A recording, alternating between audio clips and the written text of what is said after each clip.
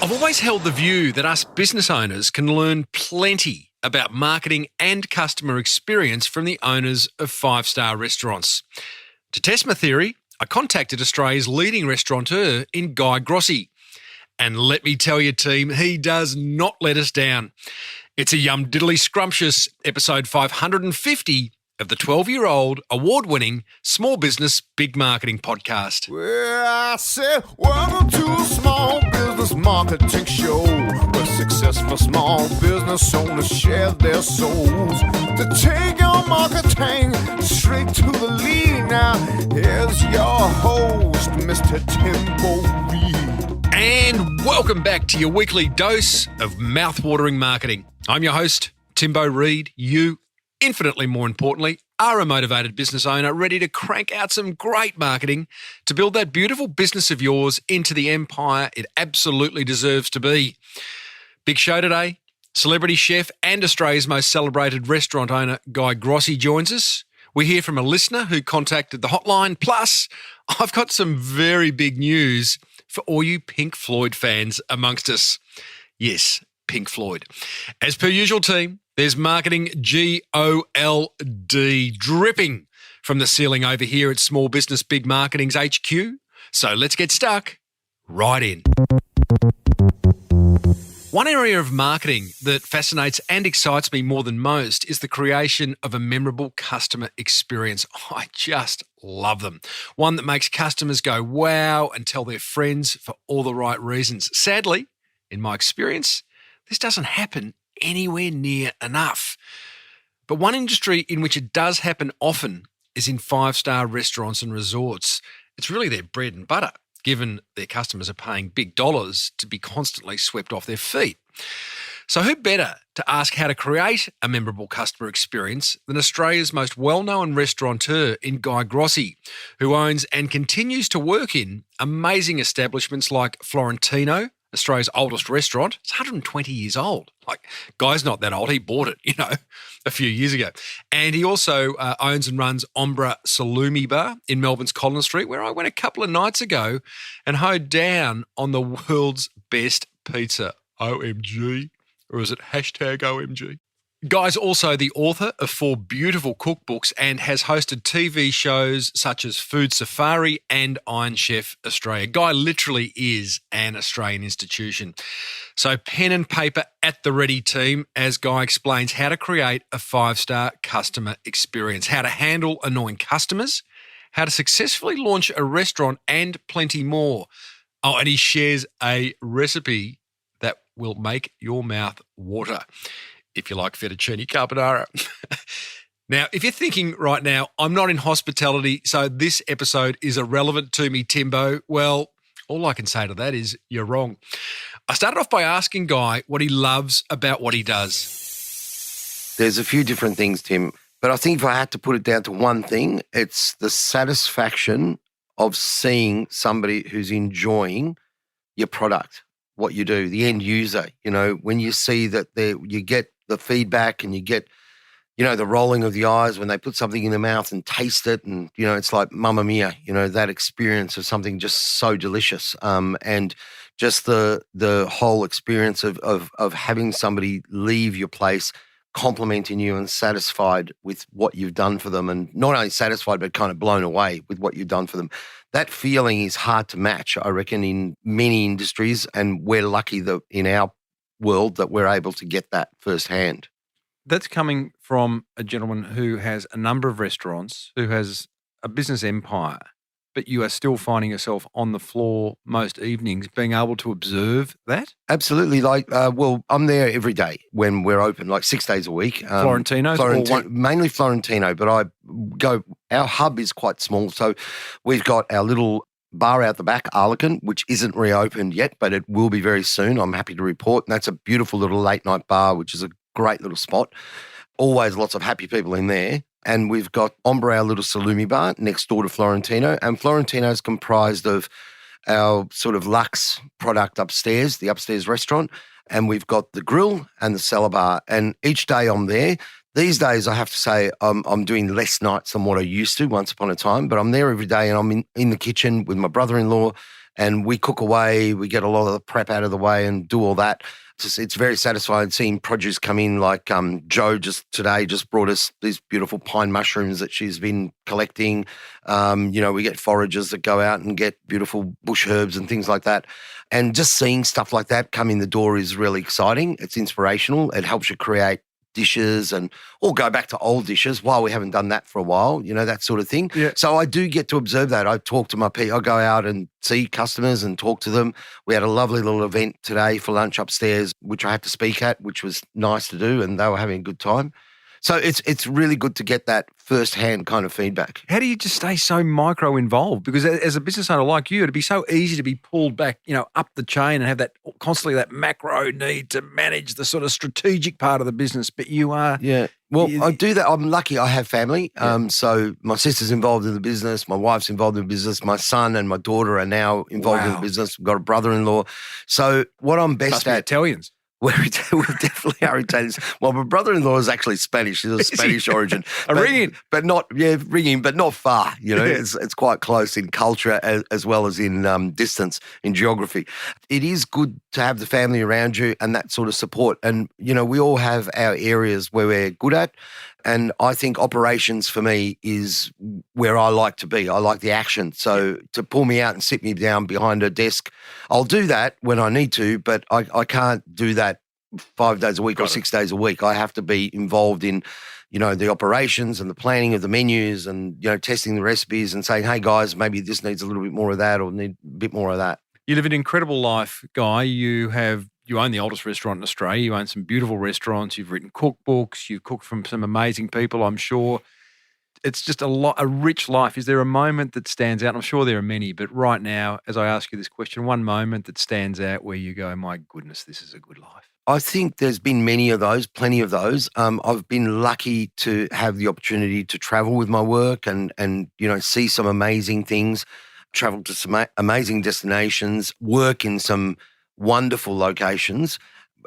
If I had to pick a moment, there was a travel time that I did with my wife and my son Carlo in November, not of last year, the year before, and we went to some amazing spots, just exploring food of other countries and so forth, and that was a real special time. Especially, I think I remember that because as soon as that kind of happened, it was very shortly after that everything sort of blew up and turned, the whole COVID thing got turned on. So I think it's the last memory I had of that kind of beautiful lifestyle. Mm-hmm.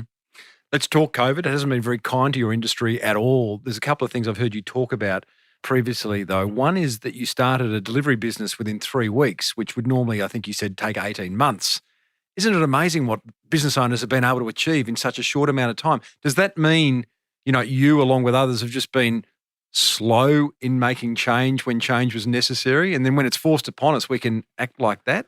I think there's a couple of things in that. One, yes, I think we might be slow in the sense that, you're kind of putting things on the back burner because you're busy. Oh, we'll do that next week. We'll deal with that next month. When you're in a situation where you either, move or starve, I think, it changes your mindset a lot, and you're just in a position where you're under pressure. Now, that business that we started, and Loredana, my daughter, was really heavily involved, as was the whole family, but she was kind of the driving force behind it with making the website and building this and building the online shop and doing all that sort of stuff. We were very lucky. We had some really good supporters like my photographer, Mark Chu, who came in and shot food for free and all that sort of stuff just so he could help us get a leg up. Amazing support from suppliers who we owed lots of money to, by the way, but Guy, just keep buying, don't worry about it. So all of that stuff was really positive and really good. And then the idea, the prospect of getting this up and running, lots of energy, very positive in a very negative time, which was great for the psyche as well, and bringing back people from our team. Yes. And again, the psyches, the people sitting at home, not knowing what's going to happen next, not knowing where this is going to end up, where this is going to go. Once we got them back in cars, delivering food, cooking food, cleaning things, doing stuff, then the whole psyche started to change and everybody got more positive again. So, yeah, it was a short turnaround. I think we did a brilliant job in the short amount of time allocated, but to answer your question, we probably would have vetted it a lot more if we were just developing it from scratch for a product during a peacetime. We would have gone, scrutinised it, but it was like, yep, it's good, let's roll. And that's how it went. Do you think you'll go back to your old ways, or do you think it's the new way of innovating and bringing ideas to market? I think we've learnt a lot from what's happened. Nobody really wants to go back to the old ways. I think that's probably a counterproductive thing for business. I think the idea of evolution, evolving, and seeing that you can do something in a short amount of time rather than waiting and going through. I think these days we're thinking, if it's not perfect right away, just Doesn't matter. roll, Yeah. keep going. And as long as you're not affecting the end user, as long as you're, doing a good job for them, which is so important, and you're looking after your suppliers and your people and everyone along the way, as long as you tick those boxes, then just keep rolling and keep going. Some of these Apple have been doing this for years. Like, when you buy an Apple, I don't know whether you're an Apple guy or not, it doesn't matter. But I have an iPhone in my pocket. But there's software updates. They're coming through all the time. Apple get their product to market. It's not perfect. No. They wait for feedback, make an alteration, then give a software update. If they wait until it's perfect, nothing can happen. No, well, this is the thing. There's no such thing as perfection. There is so not. you cannot get it just right and then release it. You've got to keep rolling and improve and improve and improve. And the whole idea that, you've got a business which is perfect and that's how it's going to sit for the next 10 years, that's got to be the worst thing for How do you business. manage that, Guy? Because you are running, let's talk about Florentino. Now, for those who aren't, in Melbourne or in Australia, Florentino is one of our leading restaurants. It's 5-star. It's describe it for us. There's as I said before, there's different aspects. So the Florentino. The Florentino restaurant is, I'm going to call it a fine diner. Fine dining. We try not to make it stuffy. We try and keep it very personable. I believe dining at a luxurious end of the marketplace needs to be open and genuine and personable. The whole idea of people looking down on guests is antiquated and out the window. So that's 1983, really? Exactly. So that needs to be maintained. And it's quite easy for people, especially people working at that level, to get a little cocky. So it is really, the job of the establishment and the team to bring this all down, be humble. We've got to have humility. We've got to have this genuine, cohesive way of working together as a team and have that humble humility. It's really important for hospitality. So my question around that was around perfection, which is people coming to Florentino have a high expectation, I would imagine. Putting aside your regulars and people who know what to expect and what it is and what they love about it, but the first timer is coming with a very high expectation. They know they're going to pay top dollar. So how do you manage, therefore, perfection? Because there'd be a sort of almost a fear amongst chefs and yourself, and I know there isn't, but there's like, we really have to be perfect here. Otherwise, we're going to get complaints. I think, Tim, like you said, I know there isn't, but I believe I get a bit nervous before every service. I love hearing that. And I think if I get nervous before every interview. Well, absolutely. If you would not be good at your job if you didn't, I believe. I believe people who say, oh, no, I'm full of confidence or whatever, that is cocky. I think a little bit of stage fright, you want to go to pieces, obviously. You've got to be in control. But a little bit of stage fright is a good thing to get the adrenaline going, keep you on your toes, and make sure that you are ticking every box and you are looking at every checkpoint. Every guest contact point is being checked off properly and is being done properly. And if you're not doing that, you drop the ball. It's simple things, even down to toilet checks, making sure that the bathrooms are in good condition for every guest to go into and find, wow, this is a lovely kept bathroom, not cloths all over the place and stuff like that. Just little details are so important in the big makeup of that experience. And we talked about this whole thing of the experience. Food and beverage is just one component of what we do. It really is. And for a restaurant like Florentino, it is so important that we've got those people for 2 to 3 hours. We've got to capture every moment and make sure that we make it a great experience. We're going to talk about customer experience. There's going to be an amazing discussion because it's a topic very close to my heart and a topic that not enough small business owners, no matter what industry they're in, pay attention to. And I'll come back to 1%ers. We're talking about COVID. Another thing that you did during that time, I don't know whether you brought it together, but you're a part of 35 CBD restaurateurs that came together to do what? And what outcome? Because you're competitors. Yeah, absolutely competitors, but also friends. We live in a competitive marketplace. We live in a competitive world. I guess that's part of what keeps us good at what we do. We don't want to have a Melbourne that has mediocre restaurants. We want the competition. We want restaurants to be fantastic in Melbourne. We've built that reputation over time. And it's not just our restaurant. There's many other beautiful, amazing restaurants out there, and there's more coming along.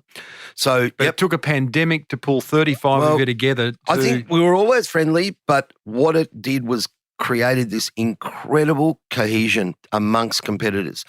I would hate for that to ever go away again. I've never seen us so strongly united as we have been over the last 12 months or so. It was, great people were involved. What were you doing? Were you meeting around a table? Were you we couldn't meet around the Zooming? table at most times, so it was Zooms, it was chat rooms, it was just getting together and talking and exchanging information. This is what we're doing. This is what we're doing. Was there a caginess about it? No, not at all. Everyone was very open. Everyone was very helpful. Everyone was sharing information of what they were doing. Everyone was giving comment on what was going on in the Brilliant. marketplace, in the media, using media to do interviews, to get our message across, all that sort of stuff. So it was absolutely fantastic. And, I'd like to see that live on beyond this because, there's all sorts of benefits that come from that. We've realised that it's much better to be open with your competitors rather than try and hide. And so we're doing this, don't let them know. I think The War of Arts is The Art of War. They're both good books. The Art of War is Know Your Enemy. Absolutely. You know? That's a great book. It is a great book. War of Art's better. It's about procrastination. Well, we don't like that, do we? I don't know. I'm still deciding. Tell me, COVID. You pulled all your competitors together. You thought that was quite funny, didn't you? I like it. Well, Guy Grossi's in for Barter. It's fantastic. I like it. You pulled 35 restaurateurs together. You've created a delivery service. COVID also led to the closing of Merchant, an 11-year-old restaurant in the beautiful True, Rialto very Tower sad. of Yep. Melbourne. Very sad. How did you deal with it, and how are you about that? It was a sad time to let that go. But down that end of town, we felt that it was going to be really challenging to reopen without the business, and the people in the city. We were there for 11 years. It was very successful. We enjoyed the time with our partner, Lorenz Grollo. It was fantastic. And we had a lot of happy customers come through there, and the team that we built there was great. Some of them have come back into the fold, but a lot of them have gone on to do great things. One of my chefs, Daniel Arafarula, who's a fantastic chef and has worked with the family for in excess of 20 years, was the chef down there from day one. And he's actually gone to work for a private home now. So he's the chef in a private home. Yeah, and it's fantastic. He was a bit concerned about letting me know that that's what he'd been offered and that's what he wanted to go and do. And I said to him, Daniel, if you don't take that position, I'll apply for it. It's fantastic. You've got to do it. And, and he'd reached that point in his career where he was ready for that kind of change. So, some positive things came out of it, but also it was quite sad to let it go. It was a brilliant concept. It worked really well for those 11 years, but alas, it was time to let it go. And I think in times like this, you've got to be prepared to make changes. And that's one of the sad changes we had to make, but we had to do it in order to preserve the mothership and have the concentration of our people working on the results that we need for right now. Mm-hmm. And that's another thing that's been really difficult is rebuilding the team because a lot of people went away, they went home, especially the migrant workers. In Victoria, we were closed for so long that a lot of, the youth sort of went up north, either to New South Wales or Queensland. So it's been tough rebuilding our team. Well, I can tell you, they didn't go to I live in Noosa, and they didn't go to Noosa. They're struggling to get staff. Are they really? Really struggling to get staff. It must be across the board then. Yeah, totally. And it's one of those things that has been, I think, one of the toughest things because as we've reopened, the Victorians, the Melburnians, they're really getting out there. They're trying to look after themselves. They've spent a long time without being able to spoil themselves or entertain or be with their friends. And I think that that's really showing in our dining room tables at restaurants at the moment. So that's a positive thing and very, I'm quietly positive that we're going to make it through and everything's going to be great. We just have to keep on working at it. We've dug a hole. We just have to refill it in and rebuild. And Melbourne, my parents came to Melbourne in 1960 and they left their homes to come and raise a family here in Melbourne. And I'm not going to let that hard work go to waste because we love it and we thank them every day that we grew up here. It's a beautiful part of the world. And, it's not going to go to waste. It will be that international city and that great city with the great hospitality and lots of other things, the arts, the theatre, the beautiful sport, the going to the MCG. Pretty good, isn't it? I mean, my It's God, pretty good. it's fantastic. Tell me- So I'm not going to let that go to waste. We're going to work hard. We're I gonna love it, rebuild. Guy. Tell me, you mentioned teams before. Cohesive teams in restaurants, I imagine, would be mission critical to a successful restaurant, although I think they're few and far between. Where the chef's talking to the waiters are talking to the bar staff. You talk about the toilets being maintained so they're good for every customer that goes through. You've got that going. What's the secret to it? Because, just to back that question up, so many business owners I speak to, what's your number one problem in business? Staff talking to each other and knowing what the left hand, the right hand's doing. How are you kind of mastering that? I wouldn't say mastering it. It's a constant maintenance. That's what I believe it is. You can't think for a minute, we're done, it's great, let's just let it roll. Literally every day we have a service brief before, and I'm sure most good restaurants would do the same thing. There's a service brief before every service where the chefs and the waiters come together, everyone is involved, and you go through the day's business, what's going to happen, what's on the menu, what may be on the specials, where the oysters have come from, and also maintenance issues. Like we had this problem yesterday, this is what happened, how could it have been handled better? And we talk about cohesion a lot. We preach it virtually. I think every guest that walks into our restaurants or our venues is an opportunity for us to show them what we can do. If we're not doing our best or trying to do our best in a genuine, positive manner, then we're wasting that opportunity. And you talked about marketing. Now, people will go crazy spending a lot of dollars on marketing, and that's great. You've got to do some stuff, right? Yeah. But for me, the biggest form of marketing is taking that guest and showing them what you can do. Because when they go out there, they're going to be the biggest microphone for your business. They really are. And when it comes from them, the third party, people will just believe it much more than it's coming from you. Well, okay, let's talk about customer experience, because that's essentially what you're talking about. Yeah. Now, how would you define customer experience? Every touch point's important, whether you're booking online or you're making a simple phone call, old-fashioned style. You've got to be treated with the utmost of respect. The whole thing, I say genuine a lot because genuine is important to me. You can make mistakes. People do make mistakes. Mm-hmm. But if you are genuine in the way you're trying to fix it, if you're caring in the tone of your voice, because you are caring, not just pretending, because people will pick that up very, very quickly. You have to actually be caring, have it in the tone of your voice, and you can't be the gatekeeper. You're trying to help that customer as much as you possibly can. So as an example, if you need to move somebody from an 8 o'clock to a 7:30 because they're wanting an 8 o'clock, but you need to move because we can't have everyone arriving at the same time because then the guest experience will be terrible. So we need to manage our bookings that way. But rather than being a gatekeeper and saying, no, you can't have 8 o'clock, I can give you 7:30, you can say exactly the same thing by saying, look, we've got a lot of arrivals at 8 o'clock. It'd be much better for you if you got here at 7:30. Nice. Is that okay? Can you do that? Mm-hmm.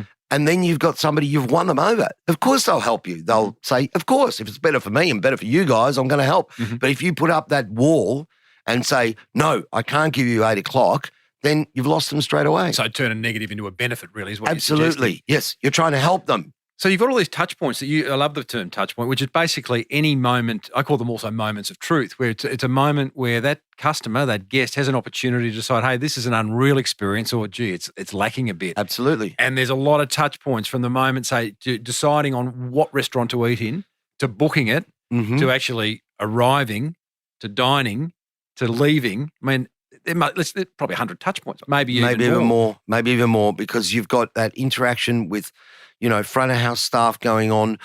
You've got, as we said before, right from the point of the booking, and you mentioned it, even just deciding where you're going to go.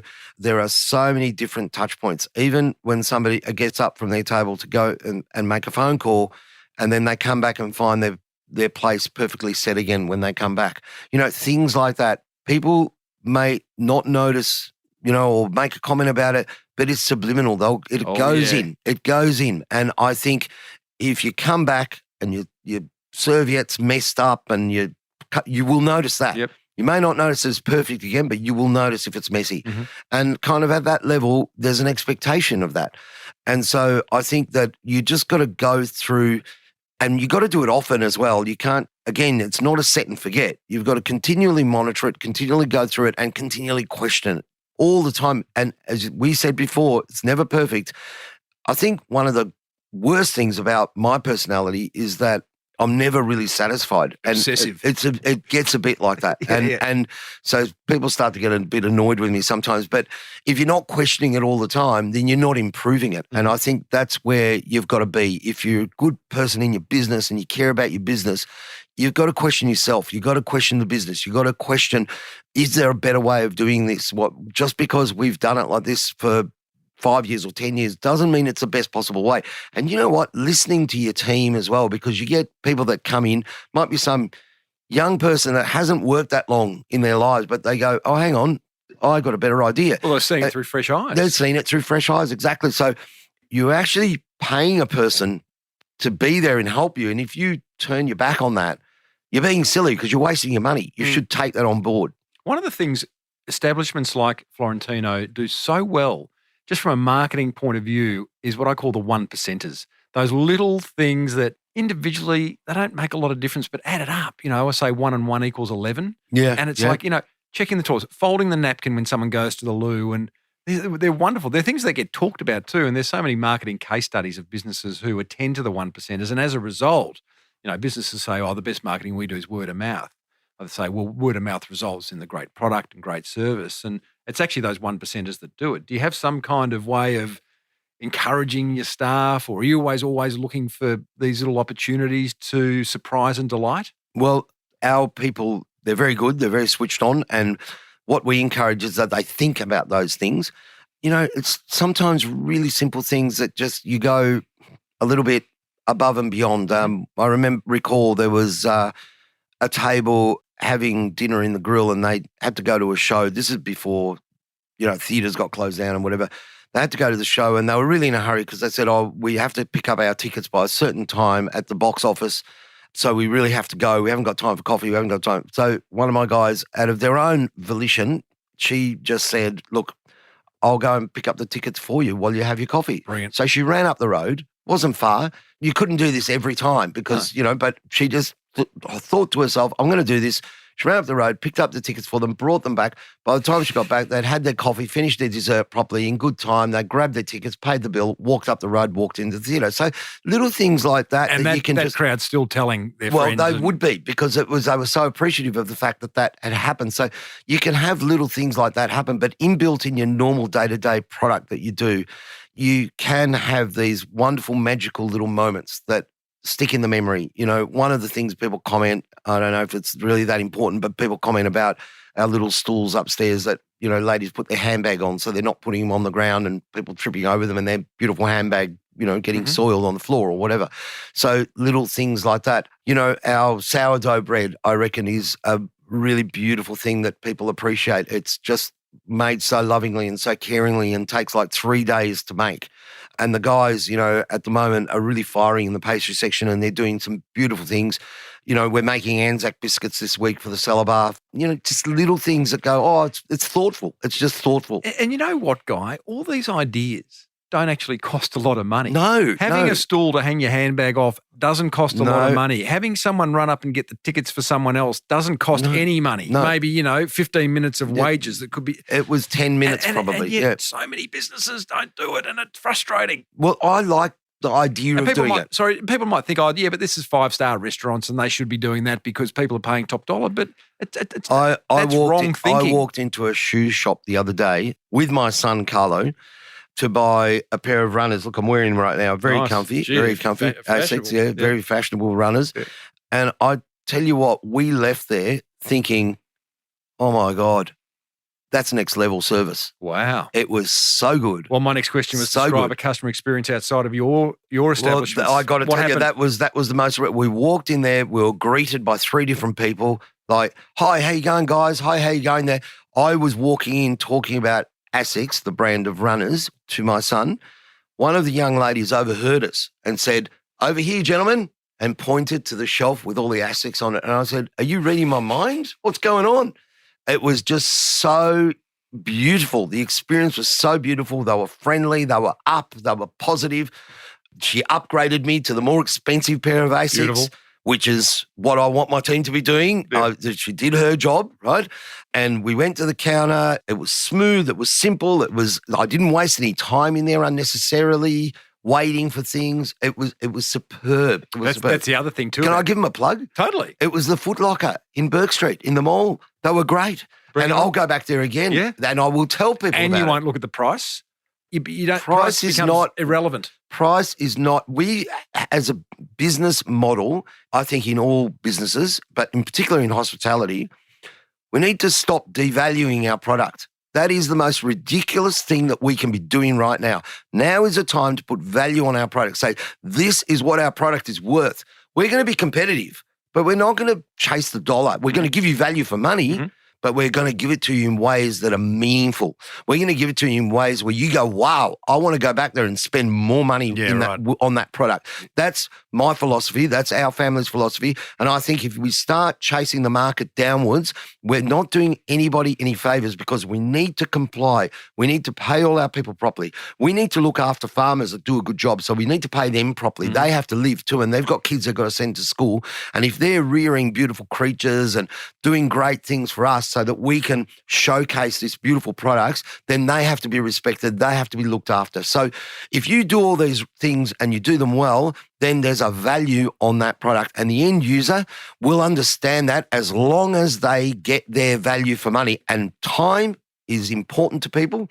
That's one of the most important things, I think. They don't want to waste their time. So if they're paying a little bit more for a great time, I believe I would take that every time rather than take a risk on wasting a night out with friends or a night out with my missus or a night out with my loved ones. You know, you don't want to take that risk because time is really crucial these days. We're all working harder than ever before. We need to value that time. Couldn't agree more.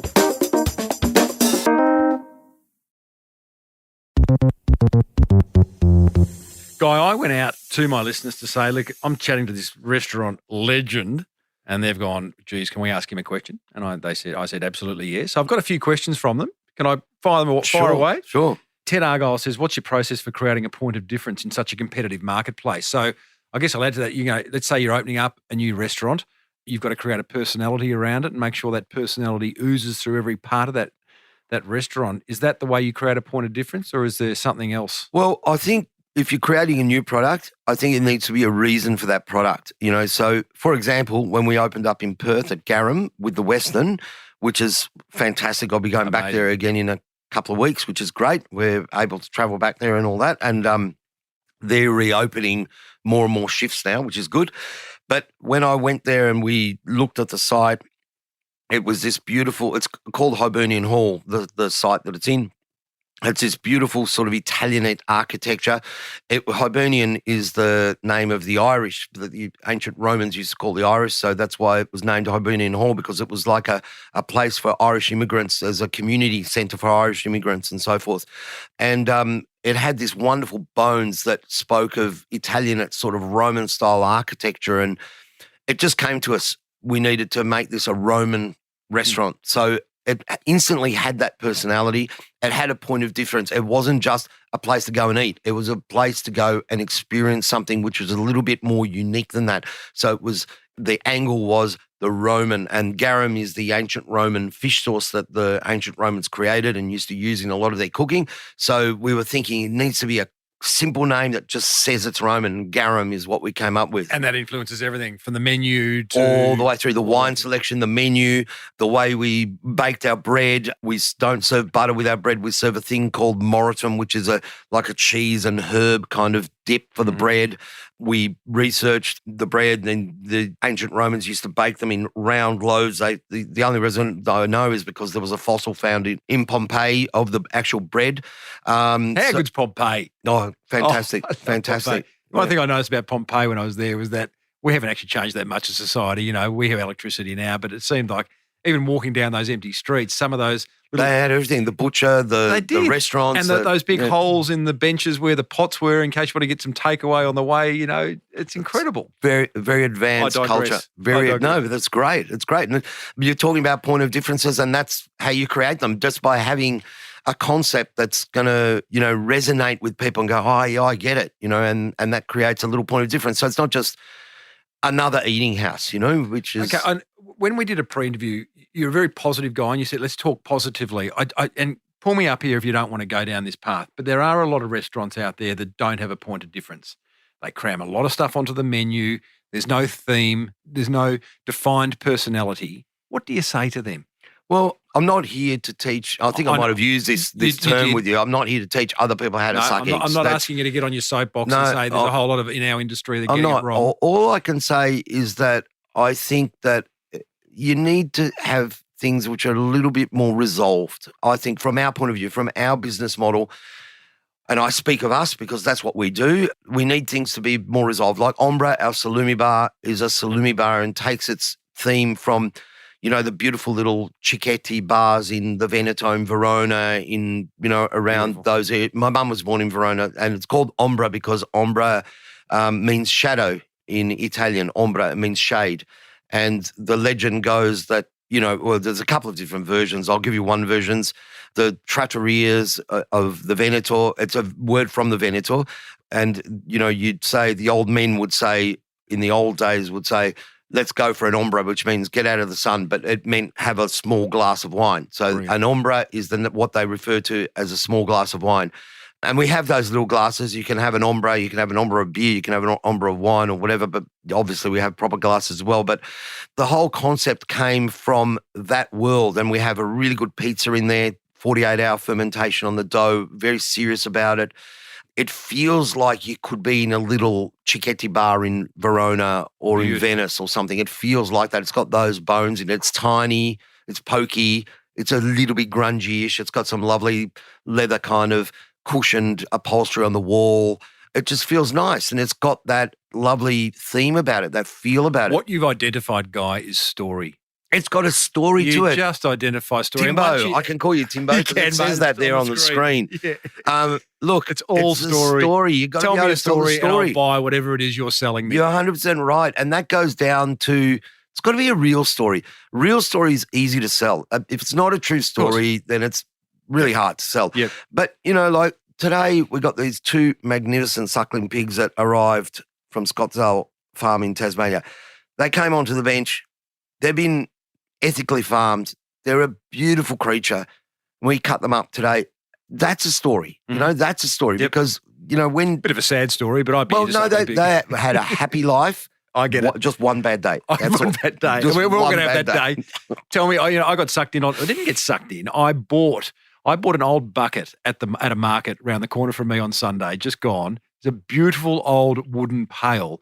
And I'm looking at it. It was from this sort of French country stall at the local market near my home. And I liked the look of it, but I wasn't necessarily compelled to buy it just because I liked the look of it. And then the lady came up who had the stall, and she said, that is off an old French farmhouse in the French countryside. She had you at French farmhouse. She had me at French farmhouse. She said, I don't know how many wells it's been down, but it's been down a lot of. So I'm going, okay, this bucket's been now down wells. I've never even seen a well. So at that point, I'd been sold. But then she said, I'm not sure whether it's seen 1 or 2 world wars. And I'm like, you've got me. I don't care how much that bucket is. I'll have it. And I got that bucket, And then she told me that, you could plant an orchid in it and look amazing. And it's like, it's like, again, the price was irrelevant because she saw you coming down the road. She saw you coming. Yeah. Well, said the man with 3 holes in front of him. Boom, boom. Daniel Monday.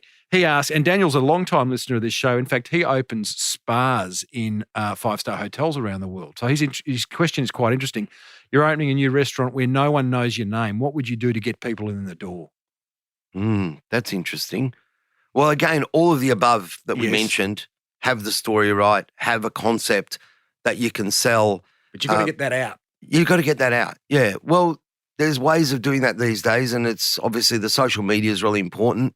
Loredana works tirelessly on that. And I might just add, I might add to Daniel's question because, and you're not Guy Grossi, you're me having a crack at a restaurant, opening a restaurant. I think you've got a head start. I mean, it's taken 40 years to get that head start. So that's how long I've been actually working myself. And my father came here in 1960, as I said before, and he was a chef. So I guess there was time there before that as well. But yeah, been standing in the kitchen now for 40 years this year, gone. So it does take time. No wonder you bought some new Yeah, runners. I needed new runners. It takes time to build goodwill. I don't think anything can happen overnight. And to go into a business with that sort of thought that, oh, it's just going to fire, it's probably a bit naive. Some places will and do because they hit the nail right on the head. Location's important, picking the right location, getting the right site for the concept that you're wanting to do, making sure the concept is something that's sound and the marketplace will like. All those things are boxes that need to be ticked.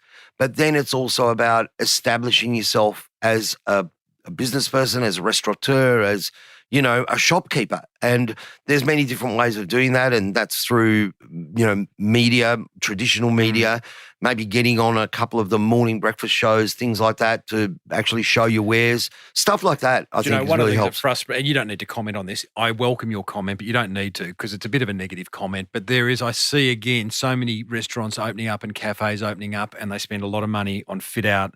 They spend a lot of money on the branding. They spend a lot of money on all that stuff. And then the last meter they forget. And that last meter obviously probably involves a person. And it's just, it all falls apart.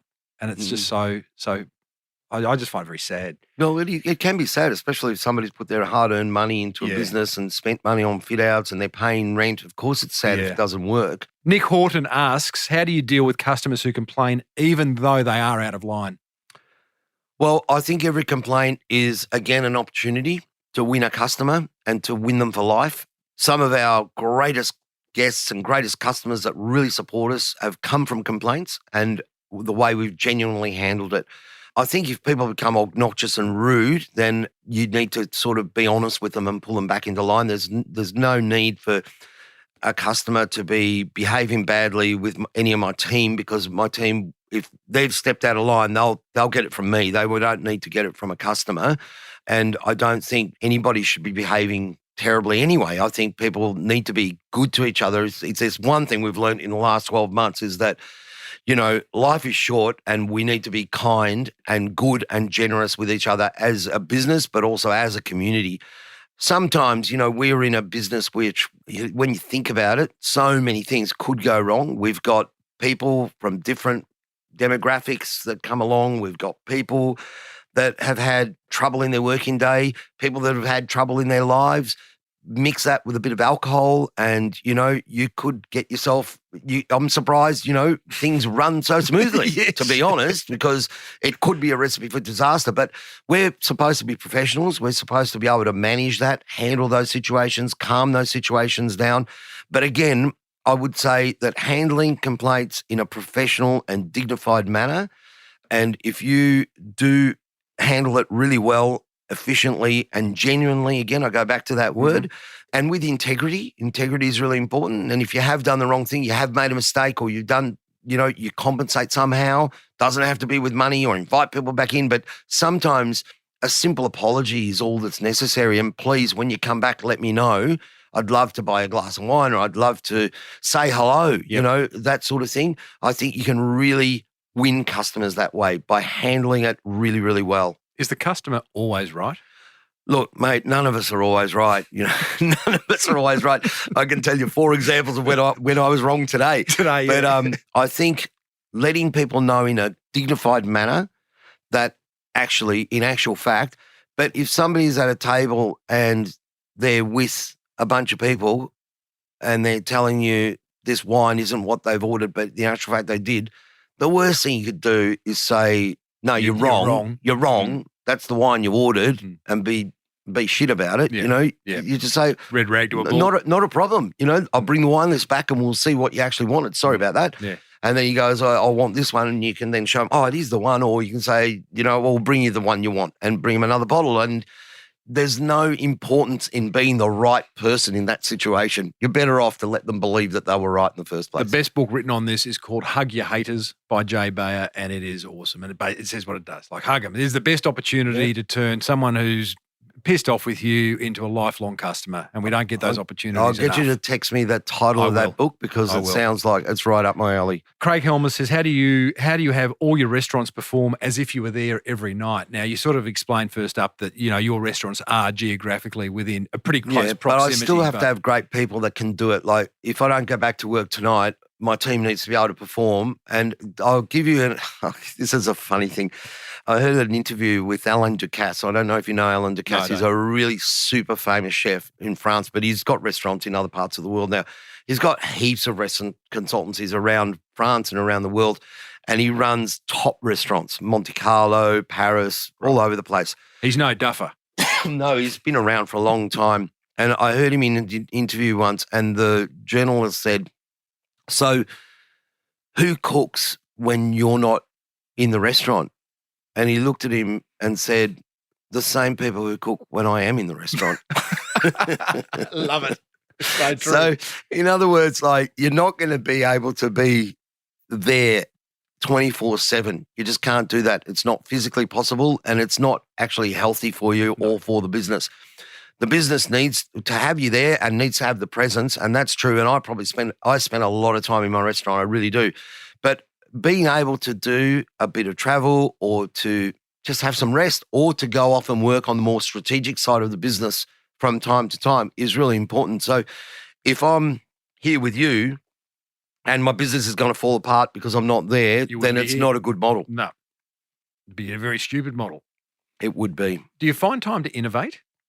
Literally, like, Well, go away, for a couple of well, days. as I said to you, that trip was Yes. one of those. That was a chunk. And I said to Carlo, we've got to be doing this every year. We've got to pick, even if it's just for a week or 2 weeks, we'll pick a spot in the world and just focus on that. We'll go to the South Americas one year. We'll go to Asia one year. We'll go to just pick a spot. Don't make it too broad. Otherwise you're racing around too much.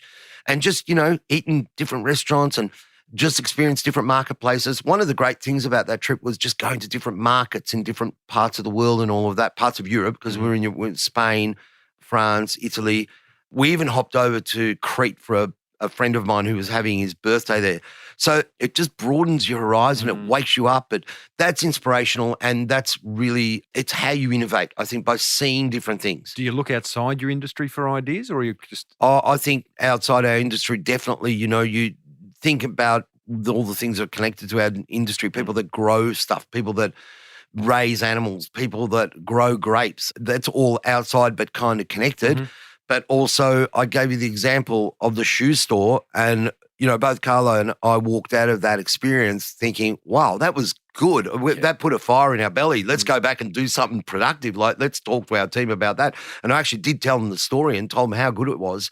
And I believe that you can find that kind of inspiration in any business. And some businesses are just great. You feel it from, they could be selling telephones, they could be selling anything. It doesn't matter. But you feel it from the first interaction you have, from the moment you walk into the store or from the moment you interact with them, whether it be over the internet or whatever it is.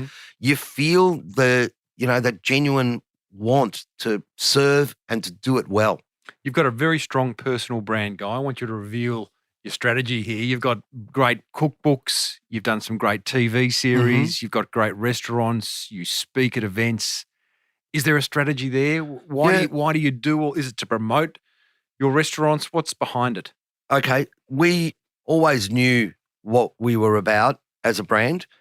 As I said, we've been in the business for a fair amount of years now. But as we expanded, we realized that we had to put some parameters around it. We had to identify it, not to ourselves because, we kind of know why we're doing this, but when we're trying to tell others, you can't just say, we kind of know what we're doing this. So we kind of built it into, a document, which I wish I had right here now in front of me, but I'm going to do the best I can, which is about, we call it our filter. And why is it that we do what we do? Well, I mentioned family and my father and my mother coming out here in 1960. We have things in our culture that we do, like the tomato making day. In the winter we make the salami day. All of this stuff is not just something that comes and goes just so you can have tomato in the wintertime or salami to eat, through the summertime. It's things that you do because it's innately embedded in your culture, right? And it's what we do because It is the culture. it's the culture. It's part of the culture. Eating on a Sunday lunch, having family, when friends come to the door, making sure the kids, quick, get the door, welcoming them into the house and making them feel great. I remember even when I was a kid growing up, the best china would come out when you had guests, even though we probably ate off bloody Did you have a special room in your house that you weren't allowed to go into? There was a special room in the house. There was that. We didn't go as far as keeping the plastic over the divan, though. That came off, which was quite progressive, I thought. But we had all of that. And so why do we do what we do? Is it to sell some food and some beverage? Is it to make a bit of money? Is it to... The answer to that is no. Making money in the business is a result. It's a way of keeping score. It's just a mechanism to say, okay, yeah, we did well financially that month and we didn't do well that month. But the actual reason for the business existing is for the promotion of that culture, for keeping that culture alive, kicking it forward to the next generation, making sure that the people of our community come to a place where they can experience that culture. That's what we're selling. That's our filter. We push everything through that filter. Does it fit through that filter? Yep, great. It flies. We can do it. Does it not fit through our filter? No, we can't do it. Doesn't fit through that filter. You come from a wonderful culture in Italy, and I'm wondering, are there things over there that you would love to bring here? And I'll give you one that I would love to see here, which is, and we're not a stand-up coffee drinking culture here. We like to sit down and take our time, but I loved all those little cafes on every street throughout Italy, main streets, back streets, where you go in, you're given a shot of coffee, you might pick up a pastry with a little bit of tissue paper, you whack it down, you say hello to someone, and you're out of there. And I would love to see that here. Is there anything, or is there anything else you'd love to see brought out of Italy? I think that sort of thing is starting to happen a lot more often, Tim. Like our cellar bar certainly is that. I take my coffee like that, one quick shot and then I'm off. Yep. And it's an experience in itself as well. And in a way, it's kind of, and I'm digressing from your question, but I will get back there. In a way, it's kind of more important that you have that, really beautiful interaction, that experience with that 5-minute shot of coffee because it's only 5 minutes. Yes. Then short and sharp. Yeah, short and sharp. So it's got to be really pleasant and really good. And you don't have much time to perform. So that you've got to make sure that works and it's good and it's easy and simple for them and works out well. So that's really important. But I think that cultural sort of thing is changing. What would I like to see come from Italy? Look, I think we travel there. We have a lot of stuff here that is actually comparable. We're even starting to make small goods, which it's evolving a lot and it's getting really good. I think, we're still buying prosciutto from overseas, which is great that we can get it. Some of the cheeses that are being made overseas are fantastic in Italy, but again, we're doing really good work here in that area as well.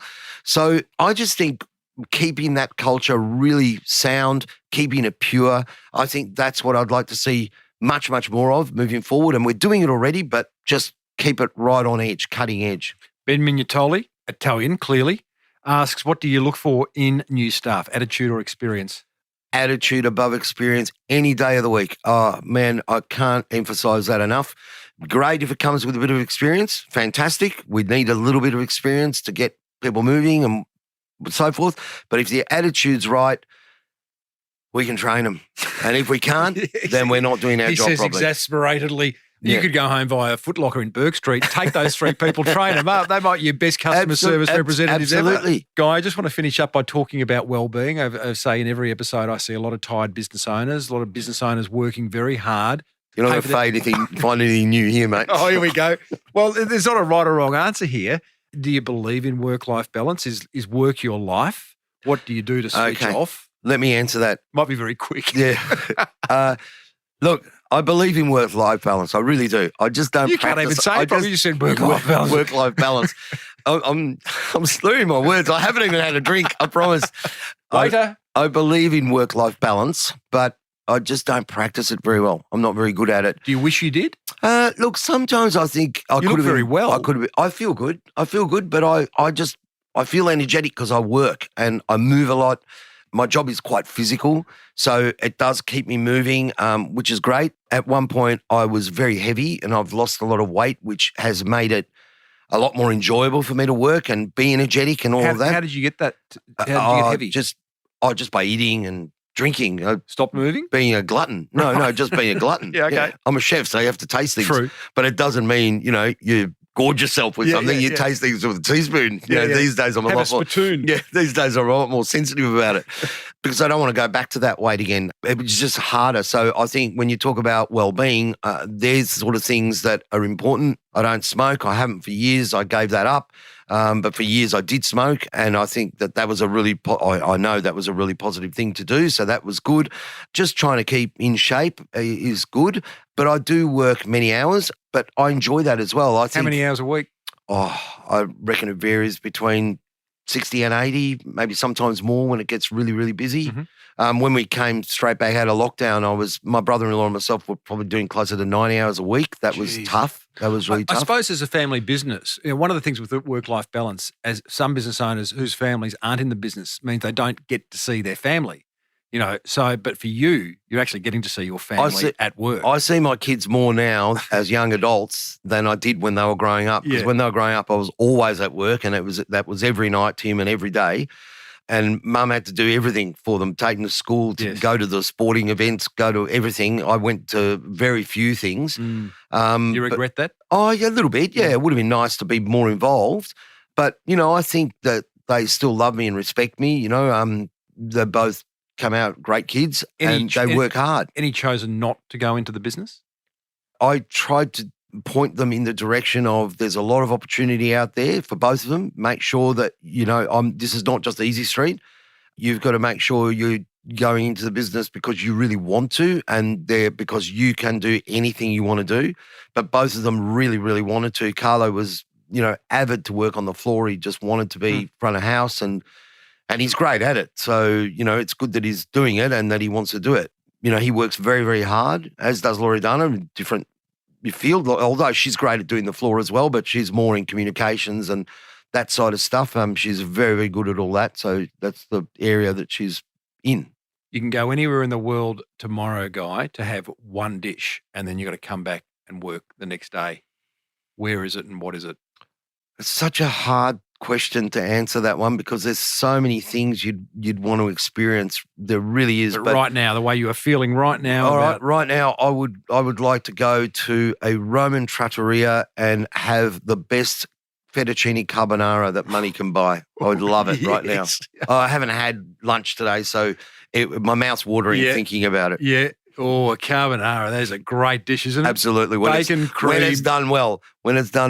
Right. When it's done well. Pancetta or guanciale, no cream. Really? Just the egg. I use a whole egg and an extra egg yolk. Yeah. You got to have either Parmigiano or Pecorino or a little bit of both. Black pepper, a little bit of salt, but you got to be careful because the pig cheek can be quite salty. Mm-hmm. That just gets sauteed off. You make your mixture with your egg and you put your saute off your pancetta, put the fettuccine in there, a little bit of the pasta water so it loosens it up.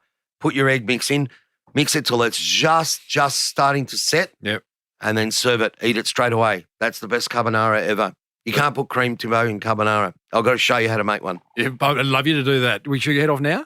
We can do it anytime you like. Guy, I've thoroughly enjoyed this. I know we went all over the place. Isn't that a good way to go? I think it is. I think life's like that, Tim. It sure is. We could have gone through. And so in 1963, you did this. And you're amazing at your job. You really are. You know that already. So I'm not going to piss in your pocket. But you don't get good interviews unless you know what to ask and how to ask it. So thank you very much for having me on your podcast.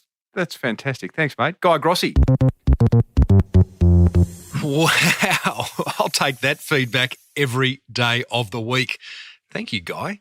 Hey, did you enjoy that? Are you now in a position to create the world's best customer experience for your beautiful business? Bloody well hope so. Hey, just a reminder, I've got some Pink Floyd news coming up shortly. But first, here's what grabbed my attention from that chat with Australia's leading restaurateur, Guy Grossi. Attention grabber number 1. I love the story he told about the waitress who went that extra mile and picked up the movie tickets so her guests could enjoy their coffee and dessert and not be rushed. So easy. Didn't cost him anything. They'll talk about it forever. What are your 1%ers? Attention grabber number 2. I love how Guy goes about creating a personality for each restaurant he opens, then ensures that personality finds its way into every single touch point. That's how you create strong brands, team. Attention grabber number 3. I love how Guy and his team are constantly refining the customer experience they create for each of the restaurants they own, as opposed to creating it once and simply rolling it out. Constant innovation is the key. Plus, he gives his staff the opportunity to provide ideas and new ways of going about things. I love that. Hey, I'd love to know what grabbed your attention. Hit pause and tell me by calling the Small Business Big Marketing Hotline on +61 for you overseas listeners, 480-015-150, just like listener Steve Noble did. G'day, Timbo. Steve Noble from Hugh Charles Clothing here. Loved your episode with Andrew McDonald of Ringers Western. Plenty of marketing gold. Like Andrew, we sell country rural style clothing. Also, like Ringers Western, we started small but are growing quickly with no debt, all on a $500 website. Constant honest storytelling online and 24/7 customer service are our key. A $12,000 investment in February 2020 is now doing $40,000+ a month. All sales online so far, but have our first stall at an event this week. And based on Andrew's advice, we'll pursue that more in the future. Love the show. Listen to every episode. Keep up the good work. Thanks, mate. Bye. Amazing, Steve. You have a similar business to past guest Andrew McDonald of Ringers Western, and you started your business with a $500 website, as did he. That's a very small world. Everyone else, if you'd like to discover how to build a business on a shoestring budget, then do take a listen to episode 548. It was an absolute ripper, and it will probably save you a whole lot of dough. Okay, Pink Floyd news. You ready? This is big news for me because I love Pink Floyd and I love the guy I'm going to tell you about. You know him. His name's Lockie Doley. Lockie wrote the opening jingle and the music bed to this podcast about 7 years ago. He contacted me out of the blue. I've told this story on an interview I've done with him already, so I'll put that link in the show notes over at smallbusinessbigmarketing.com/550. Anyway, Lockie is the keyboard player for Australian music legend Jimmy Barnes. Lockie rings me 3 weeks ago and says, Timbo, I'm sitting on this news that I haven't been able to tell anyone for 12 months, but I am now the keyboard player for Roger Waters' Pink Floyd tour that happens in 2022 across North America and may well come to Australia. That's massive. Lockie Doley is a fighter. He's a small business owner. He might be a superstar keyboard player and play for the big guys, but he's a salaried employee. He's got his own online training. He's a Hammond organ expert. He's the world's leading Hammond organ expert. He's put together e-course training around that, and he's a constant music entrepreneur. And look where it's found him. He's now going to be playing keyboards on stage with Pink Floyd's Roger Waters. Such great news. And I'm going to get him back on the show in the coming weeks or months. I haven't got a timing on it yet. He's going to tell us exactly how that came about. But if you're a Pink Floyd fan like I am, look out for that interview. It's going to be awesome. Next episode, we chat with Kate Reid of Loon Croissanterie, who in a past life, check this out, was an aerodynamic engineer for the Williams F1 team until she got sick with anorexia, came back to Melbourne and started a bakery that was recently awarded the world's best croissant by the New York Times. I've tasted one. Unbelievable. God, gee. You're going to really enjoy next week's episode, I promise. Be sure to grab a copy of my book, The Boomerang Effect, over at smallbusinessbigmarketing.com. I'd love to hear what marketing is working for you, so please call the Small Business Big Marketing Hotline and leave me a message. I promise I won't answer the phone. Don't be scared. The number, 0480 015 150.